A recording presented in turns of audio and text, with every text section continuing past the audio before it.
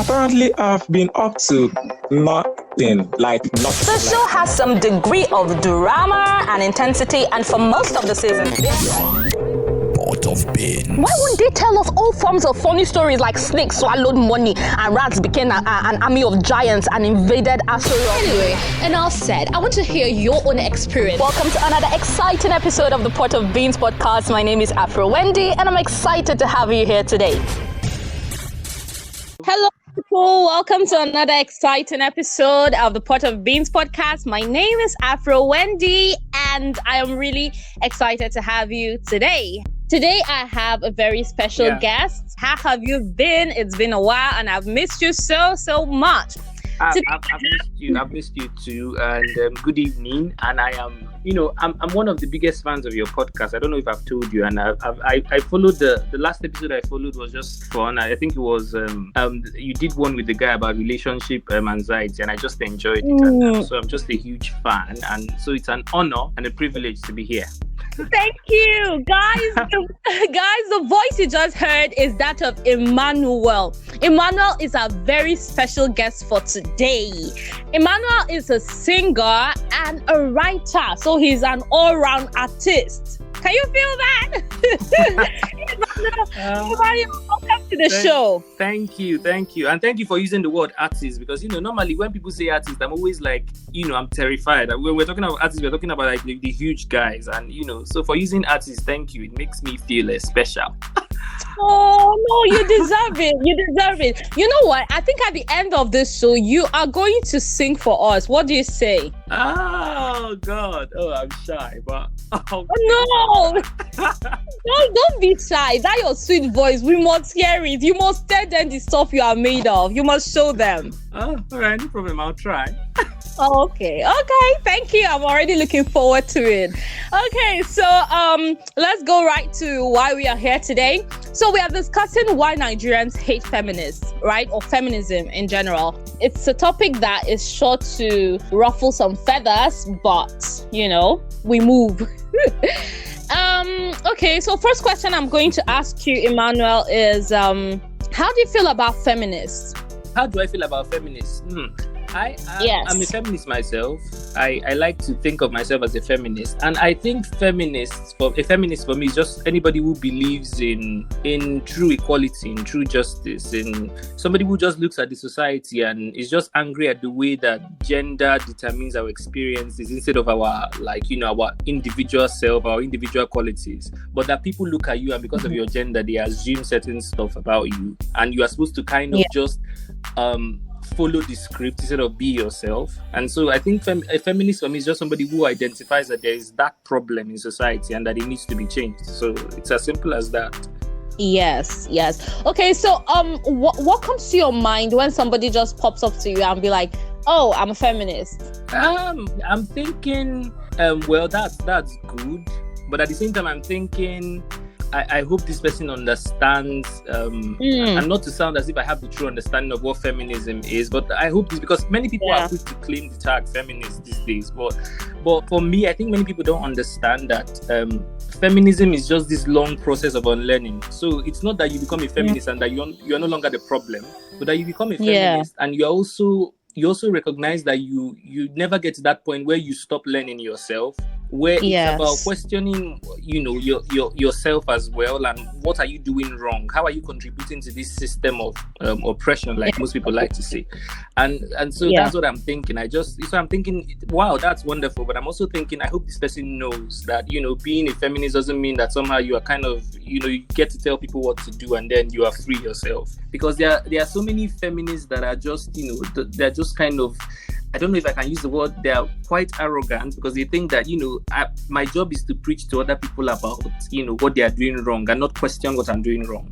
Them, because you can't be born into this system. I tell people you can't be born into this system and not really have some, bias, especially when it comes to gender. Especially, and then to examine your position, especially when you're a man, because there are so many men in this, country that will tell you, well, I'm feminist, so I'm not the problem, it's my fellow men. In Nigeria, we teach men, not just in Nigeria, in the world at large, but mostly in Nigeria, we teach men that they have a kind of entitlement over women. So it's about saying you're a feminist. It's about unlearning that. It's about, understanding that it's a gradual process, that you don't have it figured out. but that you're willing to figure it out. I think that's, and so I'm hoping that when somebody tells me, he or she is a feminist, I'm hoping that they really understand that. So yeah. Yeah. Thank you very much for that. I like your definition of feminism being someone that is in the learning process. Because definitely not all feminists have it all figured out, and there are several types of feminism out there. So somebody might say, "Oh, I'm a feminist," and okay, do you really understand what feminism is? What kind of feminist are you? Are you a cultural feminist? Are you a radical feminist? Or what kind are you?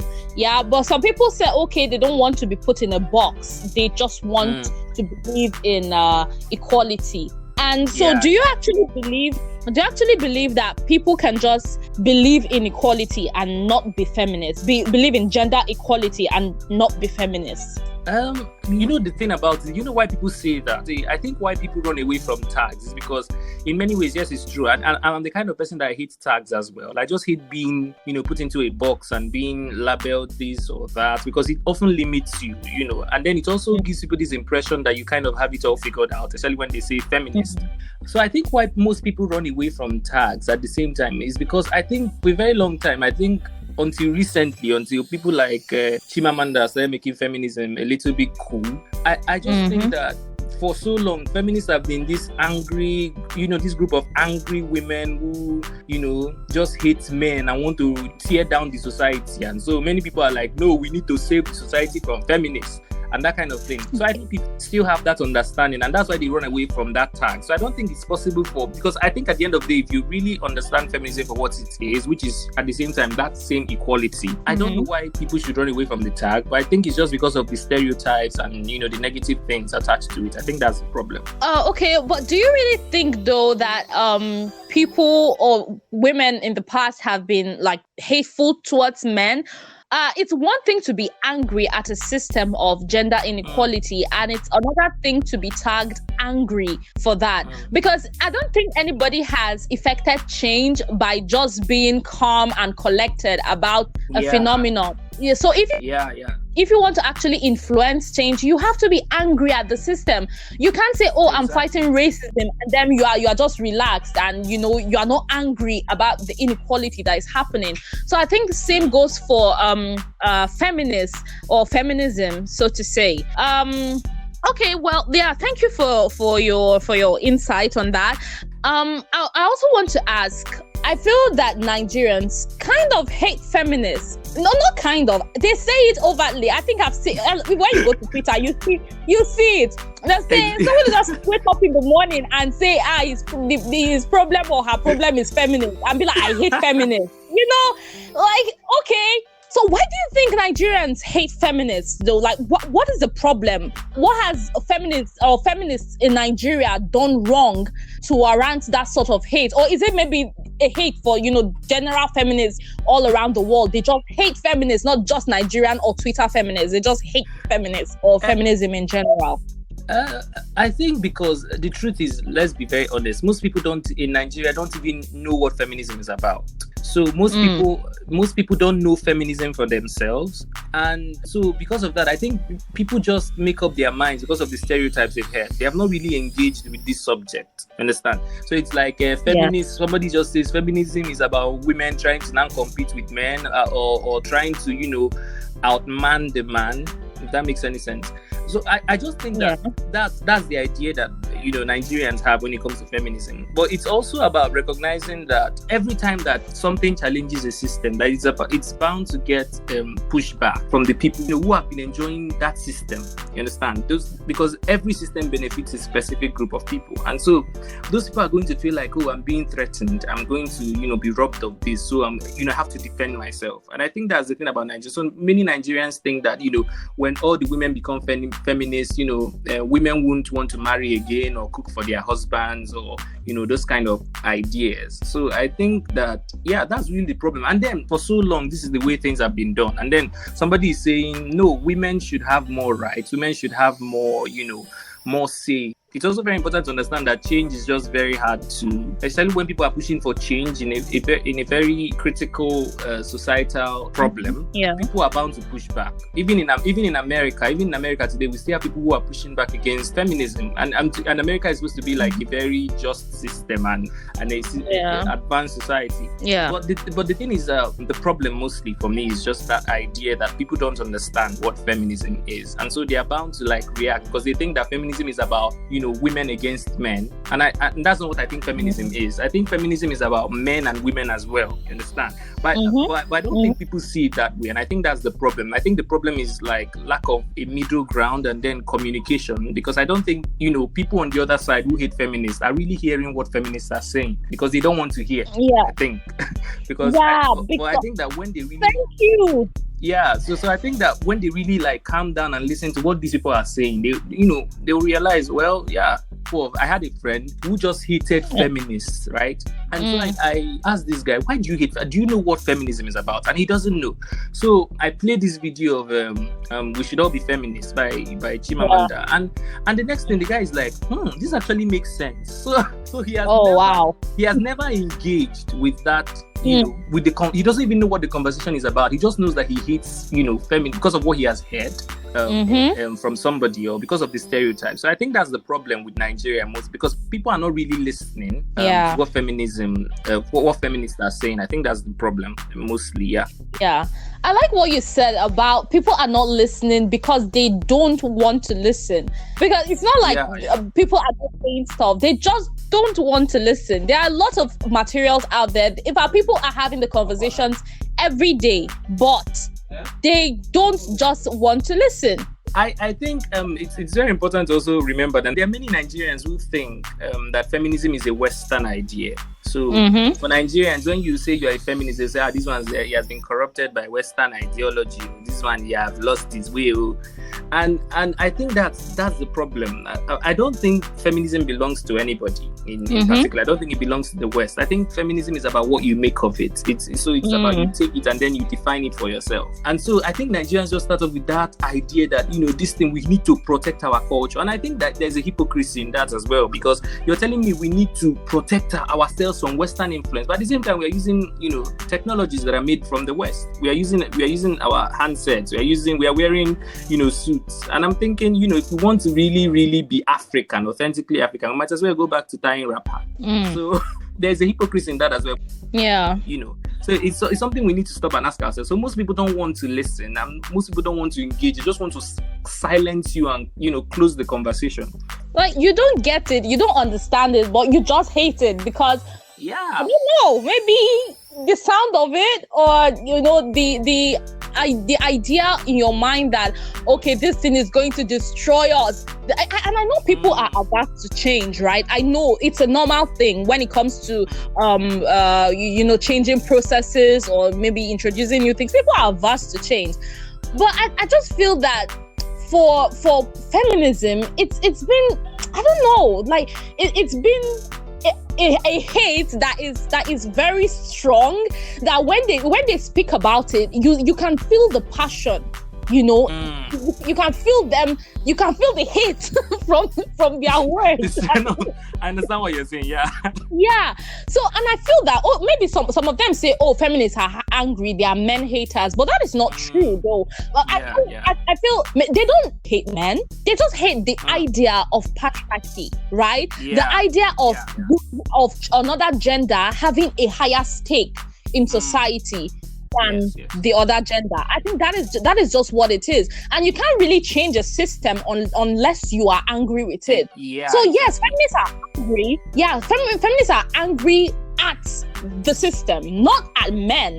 You know, I think there's a difference. But if you as a man will say, okay, you know what, I'm standing for this.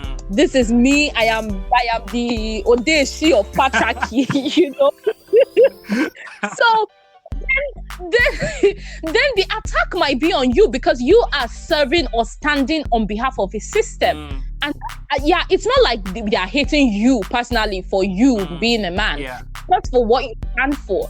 And I don't think feminists actually hate men. They just say things that upset men. I mean, sir, it doesn't even make sense to say they hate men. I mean, when do you have brothers, right? Yes. And you love them. I do. So that even negates the whole idea that feminists are man-hating, right? Because you have brothers, you have fathers that you love. You're just angry at the system of oppression. So it doesn't even make sense. Mm-hmm. It doesn't make sense that they'll say something like this, that, oh, okay, feminists hate men. And so they deserve all the hate they get from, the patriarchy FT. Anyway, so I want to talk about the idea of real feminism and the ones Nigerian women practice. Right? Yeah. Because I know that a lot of men say this, like, they say Nigerian women are not practicing the real feminism. It gets me like, oh wow, so you actually know what the real feminism is. Like, it bugs me because nobody knows what an ideal feminist should be like than the men that are not feminists. The ones that carry the patriarchy on their head, they know a lot about ideal feminism, a lot. So when the news breaks out, in Saudi Arabia, women are allowed to drive cars, they'll be like, see, this is what Nigerian feminists should be fighting for, right? So I don't know. It just bugs me. Like, wow, you just know a whole lot, and you're not even a feminist. So why would you tell us what to do? So in your own opinion, what is ideal feminism, and then what is it that Nigerian women are not doing right? I need to even ask these people that are saying ideal feminism, because I don't know. I need to ask them so that they can educate me, because like I said in the beginning, it's a long process of learning. So I want to even learn from them what this ideal feminism is, because I think there's a way, there's this idea that and I don't know, I like to call it a colonial mindset, where we think that, somehow whatever we do in this country is not worth it. That, whatever they do outside, whatever is done, that Westerners are kind of the standard for feminism. So I've had friends who will say things like, Nigerian women, all these things, they are fighting over who cooks the food and who doesn't cook the food. That is not real feminism. Real feminism is about changing the laws and I'm like, but before we change laws, we need to change mindsets, right? We need to begin to change how are people looking at this thing, and this is a age-long mindset. And the people who make laws are people with these mindsets, right? So if we still have this mindset that somehow, a woman, because there are some people who still think that a woman's place is in the kitchen, right? There are some male feminists who like to tell the female feminists how feminism should be. And I want to tell them, guys, chill first, because it's very important to understand that why we can, we need to support women. We need to, speak out against this system. We need to, join in the fight, men. But I think it's also very important to understand that we have not, no matter how much you support and you are passionate about this, women are the one who experience, sexism. Women are the one who, when you get to the top of an organization, people are looking at you like you haven't earned it, or that you have fucked your way up to that place, right? And so it's very important that you listen, and that we stop at the point and listen to why are women saying what they are saying? Why are female feminists saying what they are saying? Because this is their, feminism is a movement that started with women saying enough is enough. So it's very important to also acknowledge that. And so for all these people that say, female feminists shouldn't be fighting over who cooks and who doesn't. I tell them this has been used to cage women for a long time. We are used to telling women, no matter what you do, your education will end in the kitchen. And so this is what women are fighting for. And I think that all these people that, so like you said, what is the ideal feminism and what is not? I need these people to teach me too, because I don't think I know what the ideal for me. I'm still looking for the ideal feminist. That's Right. And I'm glad you brought up this issue of cooking, because I feel that a lot of times, people don't see the symbolism in things like this. They don't see it as, is it not just this? But the truth of the matter is, little things are very symbolic. Like you feeling like, okay, a woman's place should be only in the kitchen. It symbolizes that, what? First of all, you are dictating to her what her life should be like. That's one. And second of all, you are limiting her options for her. she cannot live the full life that she wants to live. You know, you are telling her this is all you are made for, and that is not right. That is not right. It's not right for anybody at all. So if we are fighting for equal rights, if you don't get to be in the kitchen, I should not get to be in the kitchen, because I am human as you. So what is the difference now? Nobody was biologically created to cook. Nobody was born with a spoon in their hand, you know, or a pot in their heads. Yeah. Like, nobody was born with that. It's all trainings, right? And that is what we are trying to demolish. What we are trying to say, this is socialization, right? So if women are socialized to cook, men should also be socialized to cook. It's a life skill, for crying out loud. A very essential one. Because, see, I don't know. A lot of times, men misconstrue this thing and be like, hey, how can I? Like, you even saying, how can I enter the kitchen? You are already saying that cooking is a demeaning label. So, like, you know, it just boils down to the power play. It's symbolism. Everything is symbolic, right? So it's not just about the surface feel. It's about, oh, okay, what does this symbolize? And how is this used to put women down? Yeah. So, okay, I just want to ask you this. Do you think that one of the reasons why Nigerian men are averse, or Nigerians in general, not even Nigerian men, I don't know why I keep saying Nigerian men. Do you think one of the reasons they are averse to feminism is because of religion? Do you think religion plays a role in their rejecting this ideology? I like that you said Nigerians in general, because it's very important to understand, because we often say Nigerian men, but it's very important to understand that women are also, not all women are feminists, right? Exactly. So there are women who are also definitely. Oppression, who also play parts in the way that the system is, because they feel like the system is okay, which is very important. And I also like the way you linked it with religion, because I think that's majorly the reason. So there are many women who can't challenge the system because they'll tell you things like, my Bible told me so, and and so we have people in the north who would sit down and not say anything because they feel like they will go against the Quran or something. So religion plays a very important role in our lives in this country. I don't know if there's anybody that's not religious in this country. They should be about in the 10% or something. So religion really matters, and it's very important. Right. We also talk about feminism. We also examine religion and what religion does to people. And in as much as I respect people for their beliefs, it doesn't matter what you believe in, as long as you're not hurting another human being. It's worth respecting. But for me personally, it's also very important. I've forgotten who said that an unexamined life is not worth living. So it's very important to stop and really question and ask yourself, why does religion seem to always benefit men in general? So I read the Bible or whenever I read the Bible, it's very hard to come across female protagonists or female central characters, right? And it's very important to also read with context. That's what I like to tell people. I tell them, in as much as you read the Bible, it's very important that you read and have a kind of context. I remember once we're having this conversation on WhatsApp, and I told you something that I think you told me that it's very important for people to read the Bible and realize that it was written at a specific time, right? And that it's very important. It doesn't even make sense to say that. I understand that the Bible is inspired by the Holy Spirit, but the Bible is not written by the Holy Spirit. It did not sit down to write it. He inspired it. That it's also very important to understand that people's surroundings also inspire what you write. So the society you are born in determines your perceptions, your beliefs, how you see things. So it's very important for people to read the Bible and realize it was written at a specific time, right?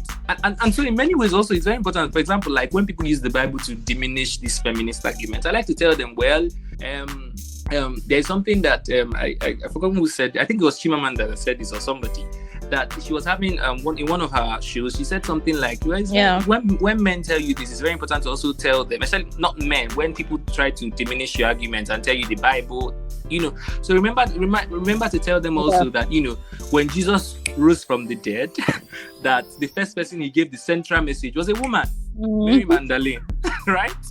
So Yeah. I was thinking, I was watching this series, The Great. I don't know if you've seen it. You should see it. When I know this is not part of the conversation, but you should really see it. And I know you love series, so I'm kind of just recommending it to you now. I would definitely check it out. So I was watching one of the episodes. The woman said something. The man was trying to diminish this woman, Catherine the Great of Russia. And so she said something, well, God made a woman after a man. In other words, a woman is a progression. So you understand? So, and that's how it works, right? When you make science, your first model is not always perfect. The second one is always better. So it's also very important that, people can read the Bible and justify. So, so if faith matters that's to you, true. and I don't think feminism and faith has to be mutually exclusive. You can be, a feminist and at the same time practice your religion. But at the same time, you need to read the Bible as well and realize that, pick the feminist parts of the Bible. You understand? There were great leaders like Deborah. So there were people. You can as well also look at the fact that Jesus also had female disciples, right? He didn't discriminate, right? You can read the Bible and just read with context, and then also in many ways I'm talking of the Bible though because that's what I know. I grew up in the church, and so that's the system I'm very familiar with. And so for many people, you just have to read the Bible and remember this was written at a specific time. There's always context, and that people can read the Bible and justify anything. I mean, white people use the Bible to justify colonialism and racism. They plundered and they stole and they justified it with the Bible, right? So the Bible you can read the Bible and justify about it. That's what I think. So it's very important that when people think of religion, that they also think religion really impacts the way that. So there are many women that are dying in their marriages, but they can't leave because they'll tell you my Bible is against this. So I definitely I agree with you 100%. In fact, you just brought in very new insights into this thing. But I don't get why people are so entangled in their religion. And I get that you have to read the Bible or whatever religious book you are reading within context. Definitely, people justify slavery with the Bible. They held it chest. In fact, they believed it with everything they had. And slavery was wrong. So, why can't you apply that to, you don't necessarily have to apply that, but it should tell you that there's a lot you can take out from the Bible, and there's a lot you can make out of it. I know that a lot of people use the Bible or the Quran or, just religion as a whole to justify a lot of things, including their averseness to feminism, because according to them, they will say, God made man, he's made man first. And so since he made man first, he made him the custodian of every other thing. He gave him the ability and the power to name every other thing. So, they have their arguments and, we also have ours. You can just read the Bible and just pick up something. And that makes you feel comfortable, because that's what the Bible really is. I mean, people read the parts of the Bible that make them feel comfortable. So, so just pick up the feel part comfortable, and then use it. So that's it. Well, that's wow. I just love this conversation. I wish we could just go on and on till it's always midnight. That's why I enjoy it, and that's why I enjoy your podcast. It's just oh my god. I love talking to you too. I thought about this and I said, oh wow, Emmanuel will be the perfect person to call. I just knew it. There's just, I believed it with every fiber in me, and that was why I pursued you with it. And I was like, you know what? How about come on the show? And I'm really glad that you did. You accepted my invitation. I'm so happy you are here. You invited me. Like, you don't even know how I'm honored to be on your podcast. Like, I'm a huge fan, like I said. So yeah. Oh God, don't make me tear up now. Don't make me tear up. Don't make me tear up. Okay, because that's also what feminism is about. To give men and women room to so that this expressing emotion thing doesn't become just something that women can do and men can do. So that everybody can be free to. So feel free to express your emotions. Yes. I don't mind. Thank you. Definitely, I will definitely express my emotions. Thank you very much. So I think this is the time for you to sing for us. What do you say? Whenever people ask me to do this, all the song in my head just. Okay, let's see. Okay, since I'm like saying good ones, I guess I sing. If I should stay, I would only be your way. So I'll go, but I know I will think of you and your podcast each and every step of the way. Oh. And I will always love you. I will always love you. Oh. So, yeah. Wow, I'm blown away. I'm blown away. Thank you so much. Thank you so much. Oh, look at your sweet voice. I had a good time. Me too. Me too. Thank you so much for honoring this. Guys, you can chat Emmanuel up. Emmanuel, what are your social media handles? On Facebook is just Emmy Onwe. ONWE, then Emmy, EMMY. So yeah. Okay. So thank you guys. You can chat Emmanuel up, if you want to discuss anything feminism. And thank you so much for being on this show. We love you, Emmanuel, and thank you everyone for listening. I'll see you guys in the next 2 weeks. Yes. Okay, so till then, Emmanuel, thank you for having us. It's an honor. It's a pleasure. I'm excited that you are here. So thank you guys. Don't forget to share this podcast. Invite your friends, share with your friends, and don't forget to support this podcast on Anchor or on Patreon or use Shukran.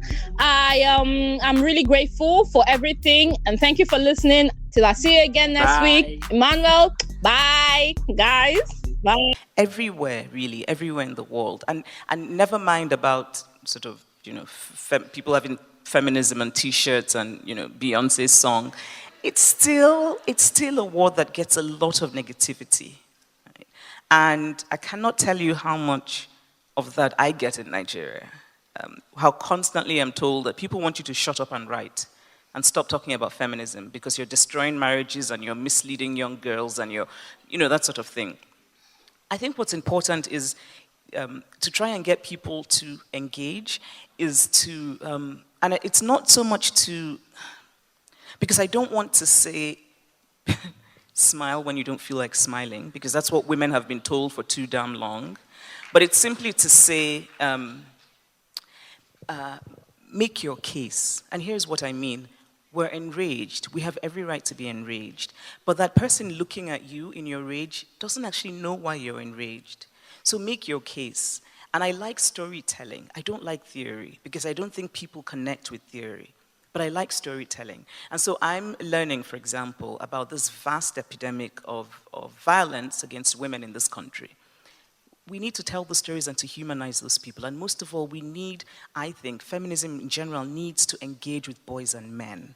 It's not enough to say to women, come gather together and be empowered. We have to say to men, stop raping, stop beating, right? And we have to say, it's true. And I think we need to, and it's something that we collectively have to talk about. And I don't think we talk about this enough, right? A woman cannot, by staying home at night and holding her keys in a particular way and wearing tight jeans and all of those things, that's not what's going to stop violence. It's the perpetrators that we'll be focusing on. So I think feminism has to make a lot more room for the engagement with men, of men, about men. Otherwise, we're not getting anywhere. And so the feminist boys have to get on board.